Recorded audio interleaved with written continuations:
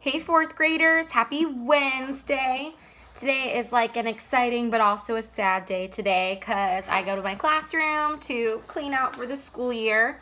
But I'm really excited for the next couple chapters of Wonder. We've been reading this for a few weeks now. It's just getting so good. And I love August, our main character. So I'm going to read a couple chapters of this to you, and then we'll talk about it. All right.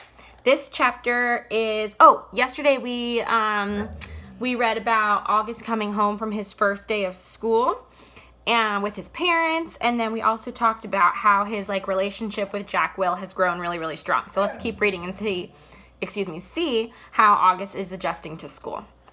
This chapter is called Mr. Brown's October Precept, and it's a very short chapter.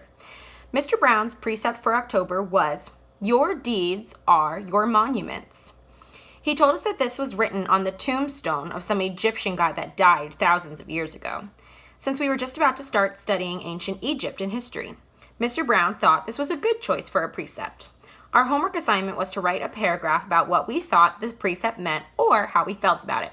This is what I wrote. And then the author changes the writing a little bit to show that now he's not our narrator's not speaking anymore. Now they're writing. So they've changed it from regular text to what we call italics, which is like slanted letters. All right, let's see what August wrote. This precept means that we should be remembered for the things we do. The things we do are the most important things of all. They are more important than what we say or what we look like. The things we do outlast our mortality. The things we do are like monuments that people build to honor heroes after they've died. They're like the pyramids that the Egyptians built to honor the pharaohs. Only, instead of being made out of stone, they're made out of the memories people have of you. That's why your deeds are like your monuments, built with memories instead of with stone. Oh, that is such a good chapter, fourth graders. I really want you, even though it's short, it's such a good precept to have. And I love the way that August was thinking about the monuments and what they mean and how important your actions are. Oof, I love that. We're going to talk about that in a little bit. This next chapter is called Apples.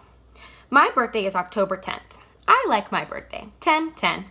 It would have been great if I'd been born at exactly 10:10 in the morning or at night, but I wasn't. I was born just after midnight, but I still think my birthday's cool. I usually have a little party at home, but this year I asked Mom if I could have a big bowling party. Mom was surprised, but happy. She asked me who I wanted to ask for my class, and I said everyone in my homeroom plus Summer. "That's a lot of kids, Augie," said Mom. "I have to invite everyone because I don't want anyone to get their feelings hurt if they find out other people are invited and they aren't, okay?" "Okay," Mom agreed. "You even want to invite the what's the deal kid?"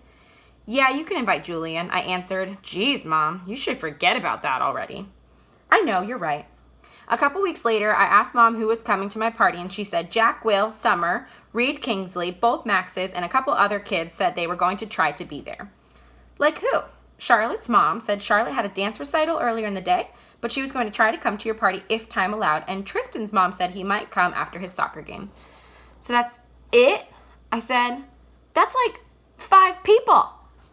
"That's more than 5 people, Augie. I think a lot of people just had plans already," Mom answered. We were in the kitchen. She was cutting one of the apples we had just gotten at the farmer's market into teensy-weensy bites so I could eat it. "What kind of plans?" I asked. "I don't know, Augie. We sent out the Evites kind of late." "Like, what did they tell you, though? What reasons did they give?" "Everyone gave different reasons, Augie." She sounded a bit impatient. "Impatient. Really, sweetie, it shouldn't matter what their reasons were. People had plans, that's all." "Well, what did Julian give as his reason?" I asked. "You know," said Mom, "his mom was the only person who didn't RSVP at all." She looked at me. "I guess the apple doesn't fall far from the tree." I laughed because I thought she was making a joke, but then I realized she wasn't. "What does that mean?" I asked. "Never mind. Now go wash your hands so you can eat." My birthday party turned out to be much smaller than I thought it would be. But it was still great. Jack, Summer, Reed, Tristan, and both Maxes came from school. And Christopher came too, all the way from Bridgeport with his parents. And Uncle Ben came. And Aunt Kate and Uncle Poe drove in from Boston, though Tata and Papa were in Florida for the winter. It was fun because all the grown-ups ended up bowling in the lane next to ours. So it really felt like there were a lot of people there to celebrate my birthday. Aw, those are two such like good chapters that make my heart so happy. All right, fourth graders. I want you to respond to two questions today. The first one is, I'm going to write the precept in the reply, and I really want you to think, like, what did you think of August's response to the precept? Like, do you think it was good? Did you want to add anything? Are you confused about anything? And then for the second chapter, the one about apples, his birthday party, I want you to tell me, what does that show us about how August is changing as he's at school? The fact that he had a birthday party, because I think that's a pretty big deal. All right, fourth graders, see you tomorrow. Bye.